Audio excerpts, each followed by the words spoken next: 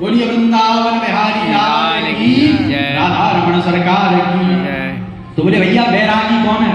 आजकल का बैरागी उल्टा हो गया। बोले घर में भाई खटपट तो चल बाबा के मटपट। बोले गुरुजी ने बांधी चोटी तो मांग खा बेटा रोटी। बोले आजकल का बैराग भी 2 मिनट का होता है। घर में घरवाली से लड़ाई झगड़ा हुआ, सोई मन में विचार किया गया अब तो हम बाबा बनेंगे। और जैसे ही बाबा बनने के लिए टीकमगढ़ की स्टेशन तक पहुंचे तब तक याद आया, अरे और तो सब ठीक है पर हमारा नाती पप्पू हमारे बिना मर जाएगा। बोले लड़ाई झगड़ा तो होते ही रहना है, बाद में कभी बाबा बनेंगे और घर में वापस आ जाते हैं। तो आजकल का बैराग कितने समय का है? 2 मिनट का। अच्छा बैरागी का मतलब ये थोड़ी है कि तुम घर छोड़ दो, परिवार छोड़ दो, घर के लोग छोड़ दो, माता पिता को छोड़ दो और जाकर के जंगल में रहने लगो, बड़ी दाढ़ी रख लो, बड़े बड़े बाल रख लो, तो तुम बैरागी कहलाओगे। बैरागी का मतलब होता है, बोले सच्चा और अच्छा बैरागी वही है जिसने बुरे कर्म से और बुरे कर्म करने वाले लोगों से वैराग्य धारण कर लिया है, वही सच्चा और अच्छा बैरागी है। अच्छा एक महात्मा जी की कथा आती है। एक पंडित जी थे, पंडित जी के वयोवृद्ध माता पिता थे, उन्हें पंडित जी की आवश्यकता थी, सेवा करने के लिए कोई अन्य व्यक्ति नहीं था। हरिचरण है देखो, उधर ना देखो, तो हमारे क्रोध को उबालते हो, हम भाव में घुस की कथा सुनाते हो, तुम ध्यान भटकाते हो। बोलिए वृंदावन बिहारी लाल की। तो उन वयोवृद्ध माता पिता को अपने पुत्र की आवश्यकता थी, क्योंकि वो वयोवृद्ध थे, असहाय थे, लाचार थे। और पंडित जी क्या करते थे? पंडित जी ने लिया सो बढ़िया माला ली, झोली ली, बढ़िया भगवा रंग के वस्त्र धारण किए, बड़े बड़े बाल रखे, दाढ़ी रखी और जंगल में जाकर के बाबा बन गए और भजन करने लगे। भजन करते करते बहुत समय व्यतीत हुआ।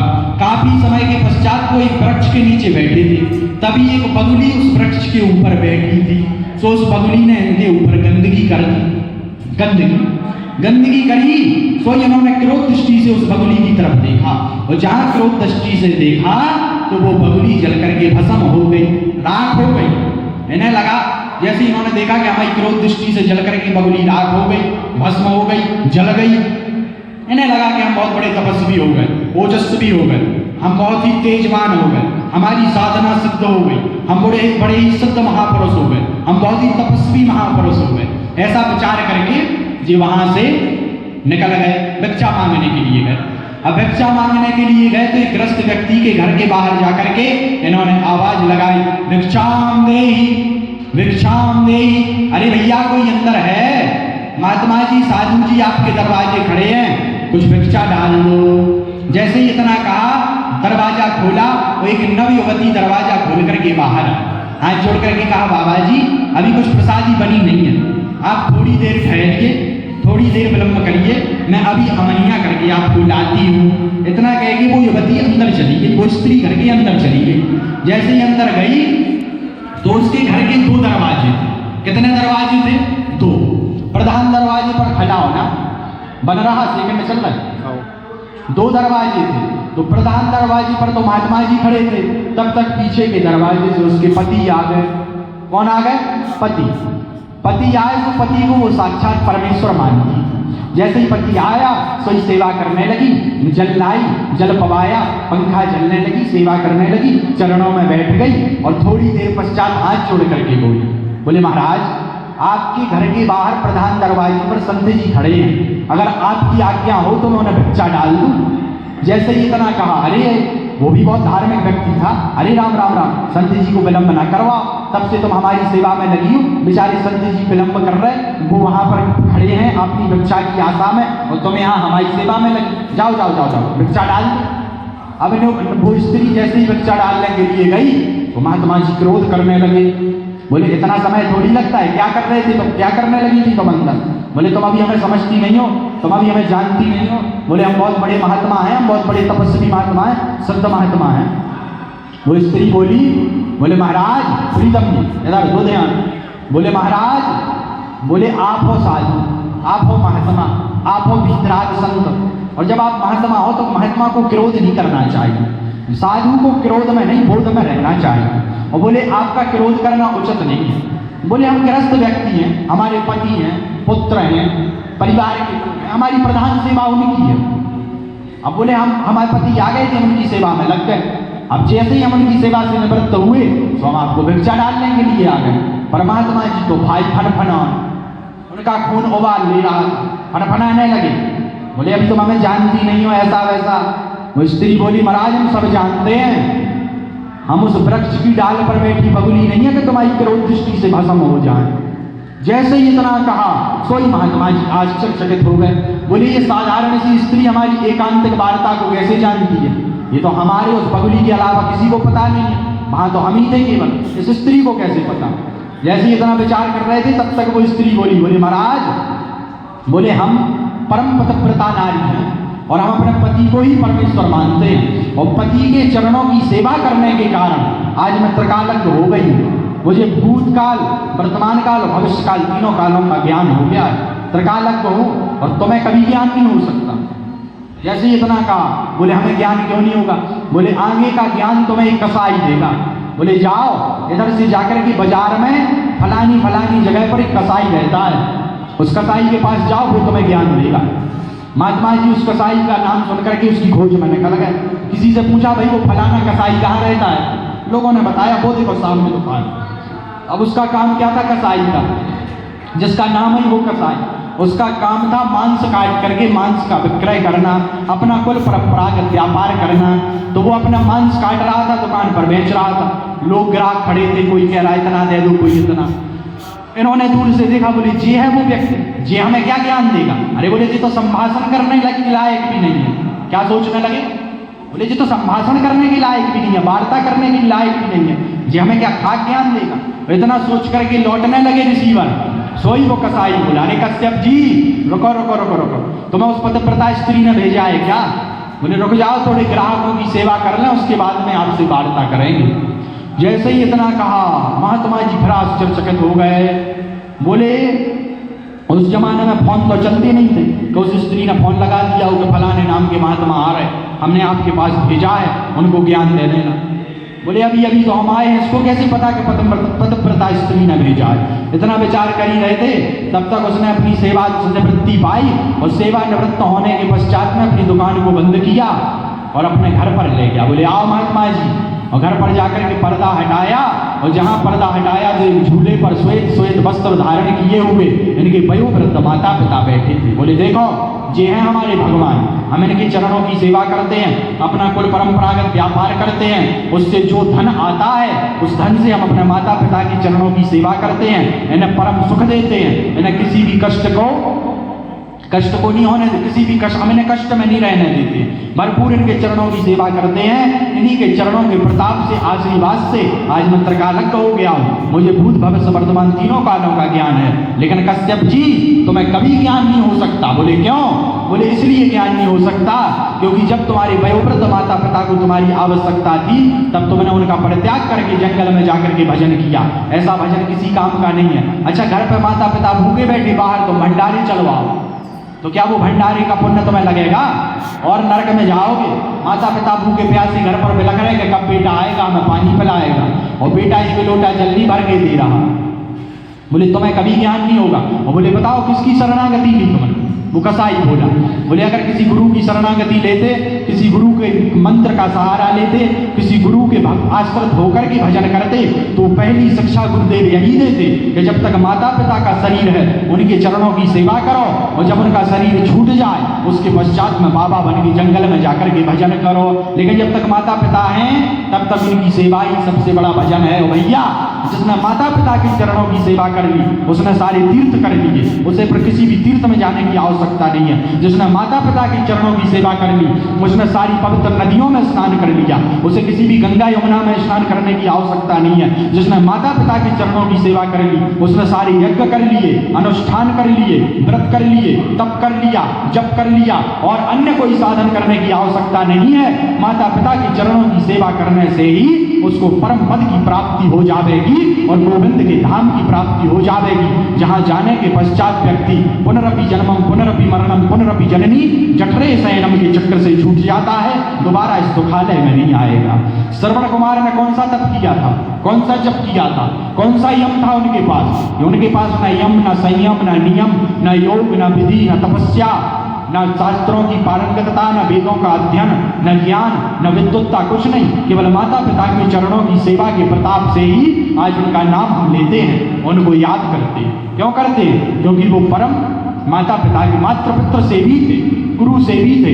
जो गुरु सेवा से भी होता है, माता पिता के चरणों की सेवा करता है, उसे गोविंद की भक्ति सहज रूप में ही प्राप्त हो जाती है। उसे वो और कोई अन्य साधन करने की आवश्यकता नहीं है। पर भैया आजकल के लोग बड़े उल्टे हैं। कैसे? बोले जियत पिता को दीनना नीर, मृतक पिता को हलुआ कीर। बोले जब तक बाप जीता रहा तो उसको पानी नहीं दिया भर के, हैं? बेचारा चिल्लाते चिल्लाते मर गया, बेटा एक गिलास पानी दे दो। और जब बाप मर गया तो फिर हलुआ खीर बना करके छत पर जाकर के, नदी में जाकर के पोस पोस पोस करते हैं। कहते हैं अब हमारे पिताजी कौआ बन करके आएंगे, हलुआ खीर खाएंगे। अब क्या भटा आएंगे, हलुआ आएंगे? जब तक जीते रहे जब तक तो तुमने पानी नहीं दिया। अब तुम कितना भी कुछ भी कर लो, अब कोई साधन करने का तुम्हें फल मिलेगा? अब तो लोगों को खवाओ, कौओं कुत्तों को खवाओ। तो भैया हमारा एक आज का सूत्र तुम नोट कर लेना, तो तुम मरने के बाद श्राद्ध माता पिता का कर पाओ या ना कर पाओ, कोई दिक्कत नहीं। तुम मरने के पश्चात माता पिता की तेरहवीं कर पाओ या ना कर पाओ, कोई दिक्कत नहीं। तुम मरने के पश्चात में प्रयागराज या गया जी जा पाओ या ना जा पाओ, कोई दिक्कत नहीं। लेकिन जब तक माता पिता का शरीर है, जब तक माता पिता तुम्हारी जीवित है, तब तक उनके चरणों की सेवा हृदय से कर लेना, इसी से तुम्हें मोक्ष पद की प्राप्ति हो जाएगी। अच्छा, बाद में पहले जीते जी तो माता पिता की सेवा नहीं करते।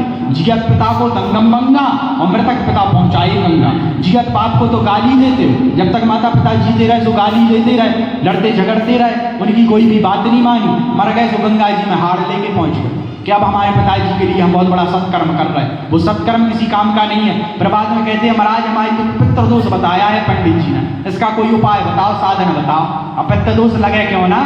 माता पिता जीते रहे तो तुमने एक गिलास पानी भर के नहीं दिया। अब मर गए तो तुम कितने भी कुछ भी कर लो, पितृ दोष क्या हट जाएगा? हैं?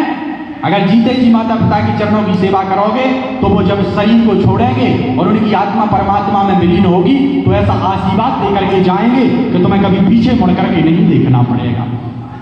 और अब एक बात ध्यान रखना, संतों की सेवा और माता पिता की सेवा से भगवान बहुत जल्दी रीझते हैं।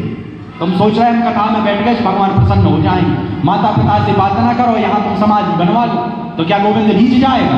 नहीं रीझेगा। भगवान कब रीझते हैं? जब तुम माता पिता को में ही भगवान को देखते हो, तब हमारा गोविंद प्रसन्न होता है। क्योंकि हमारे गोविंद भी कहते हैं कि माता पिता ही सर्वोपरि है। अरे भैया, और बड़ी बात क्या कहे मैं, पूज्य श्री जगत गुरु मलूक पीठाधीश्वर श्री श्री 1008 श्री पूज्यपाद पूजनीय वंदनीय प्रातः स्मरणीय श्री पूज्यपाद राजेंद्र दास जी महाराज जी कहते हैं कि इस धरती के माता लक्ष्मी नारायण माता पिता हैं, इस धरती के राधा कृष्ण माता पिता हैं, और इस धरती के सीताराम माता पिता हैं, इस धरती के उमा शंकर माता पिता हैं। जिसने माता पिता की चरणों की सेवा कर ली, उसने सारे तीर्थ कर लिए, यज्ञ कर लिए, व्रत कर लिया, यम नियम संयम कर लिए, उसने सारा भजन कर लिया, उसने सब कर लिया। उसे अब अन्य कोई साधन करने की आवश्यकता नहीं है। इसी से, इसी मात्र एक साधन से, मात्र पुत्र सेवी से होने के कारण से भगवान के धाम की प्राप्ति सहज रूप में प्राप्त हो जाएगी।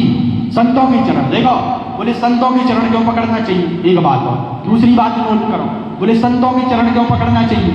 संतों के चरण पकड़ेंगे तो क्या होगा?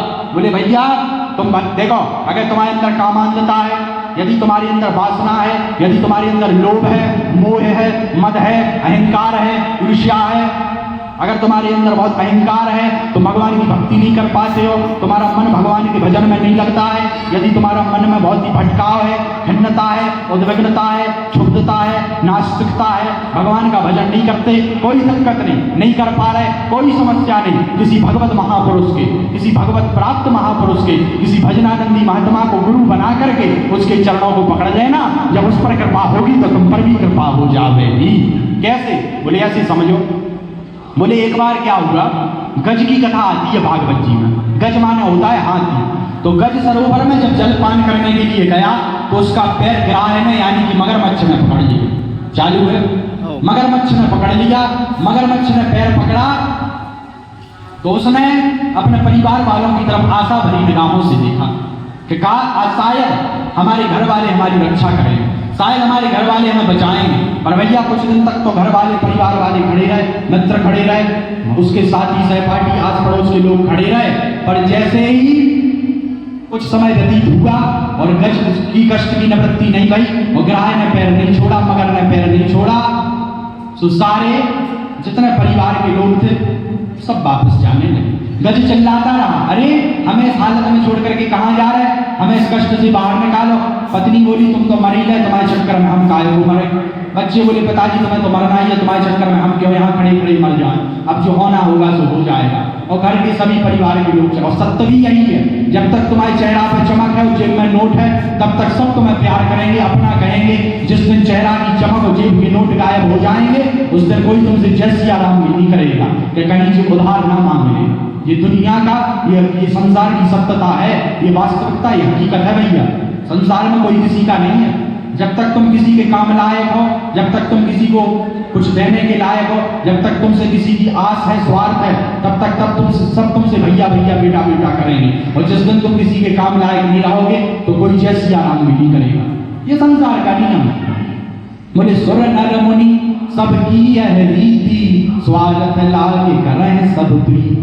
बोले स्वर नर और मुनि सबकी एक ही रीति है, क्या? बोले स्वार्थ निकलेगा तो ही आपसे बात करेंगे, वरना कोई प्रेम करने वाला नहीं है। अरे झूठा है संसार धोखा खाएगा, कर ले प्रभु से प्यार नहीं पछताएगा। वो झूठा है संसार धोखा खाएगा, कर ले प्रभु से प्यार नहीं पछताएगा। अरे माया के जितने हैं धंधे सब झूठे हैं, सुन ले बंदे। माया के जितने हैं धंधे सब झूठे हैं, सुन ले बंदे। तन के उजले मन के गंदे, अखियों से हैं बिल्कुल अंधे। तन के उजले मन के गंदे, अखियों से हैं बिल्कुल अंधे। और अरे कर ले प्रभु से प्यार नहीं पछताएगा, झूठा है संसार धोखा खाएगा।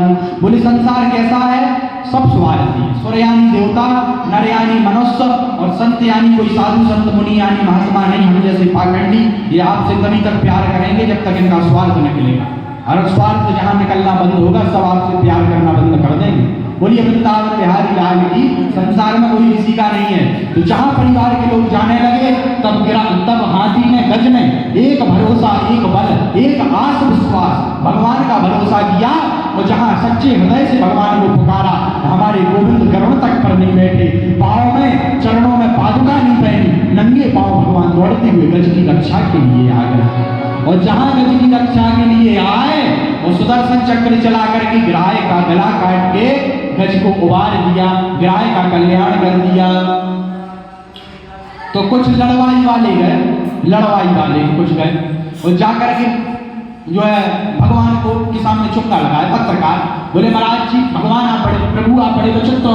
बोले क्यों? बोले आपको बुलाया किसने? बोले गज ने। स्तुति किसने करी? गज ने। आपकी वंदना कौन कर रहा था? गज। बचाने किसको आए थे? गज को। तो कल्याण किसका होना चाहिए? बोले गज का।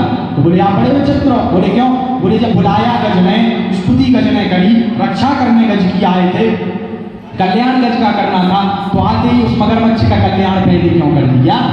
क्योंकि भगवान के हाथों से जो मरेगा उसको परम पद की प्राप्ति सहज रूप में प्राप्त हो जाएगी।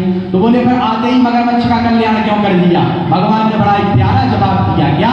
बोले भैया जो हमारे भक्त हैं, जो हमारा भजन करते हैं, जो हमारे चरणों से जुड़े हुए हैं, उनका तो कल्याण होना ही है, लेकिन जो हमारे भक्तों के चरणों को पकड़ लेते हैं उनका कल्याण हम अपने भक्त से पहले कर देते हैं। कोई वृंदावन बिहारी लाल की, राधा रमण सरकार की। तो यदि तुम जीवन में, काम में, धाम में, परिवार में, व्यापार में, समाज में उन्नति चाहते हो, भगवान की प्राप्ति करना चाहते हो, तो किसी महापुरुष, भगवत पुरुष, देव पुरुष के चरणों को पकड़ लेना। जब उस पर कृपा होगी तो तुम पर भी कृपा हो जाएगी। बोलिए वृंदावन बिहारी लाल की, राधा रमण सरकार की, श्रीमद् भागवत महापुराण की। तो आज का सूत्र क्या है? आज का सूत्र है माता पिता ही सर्वोपरि हैं। इस धरती के लक्ष्मी नारायण माता पिता हैं। कौन है धरती के माता? धरती के भगवान कौन है? अरे कर लो माता पिता को मान, जे हैं धरती के भगवान। कर लो माता पिता को मान, जे हैं धरती के भगवान। इस धरती के भगवान कौन है? धरती के लक्ष्मी नारायण राधा कृष्ण कौन है? माता पिता है। जिसने माता पिता के चरणों की सेवा कर ली उसने सब कुछ कर लिया। बोलिए वृंदावन बिहारी लाल की जय, सरकार की, श्री सीताराम भगवान की, हनुमान जी महाराज की। आगे आरती होगी, मोबाइल बंद कर दो, आगे की कथा शाम को करें।